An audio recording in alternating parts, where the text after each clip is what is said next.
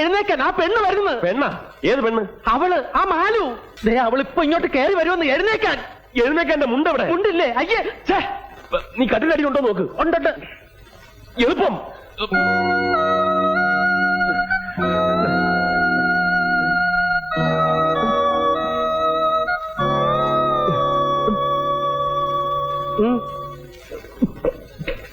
ഞാൻ രാമഭദ്രനോട് ഒരു കാര്യം പറഞ്ഞോട്ടെ. ശത്രുവാണെങ്കിൽ പോലും ഒരു പെണ്ണ് വന്ന് കരഞ്ഞു കാലു പിടിക്കുമ്പോ പിന്നെ ഉപദ്രവിക്കുന്നത് ആണുങ്ങൾക്ക് ചേർന്ന കാര്യമല്ല. രാമഭദ്രൻ ഒരാണാണെന്ന് തന്നെയാണ് എന്റെ വിശ്വാസം.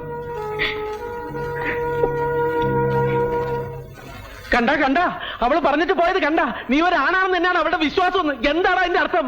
എന്തർത്ഥം? ഇവിടെ നിന്റെ വീട്ടിൽ നിന്നെ മാത്രമേ ആണായിട്ട് അവള് കാണുന്നുള്ളെന്ന്. നിന്റെ ചേട്ടന്മാരും ആണുങ്ങളല്ലെന്ന്. അതുകൊണ്ടാണ് അവരാരും കല്യാണം കഴിക്കാത്തതെന്ന്. അങ്ങനെ അവളെപ്പോ പറഞ്ഞു? എടാ പോത്തെ, നിന്റെ മുഖത്തൊക്കെ പറഞ്ഞിട്ടല്ലേ ഇപ്പൊ പോയത്? എന്നിട്ട് ഞാനൊന്നും പറഞ്ഞില്ലടാ പോത്തെ. ഇല്ല.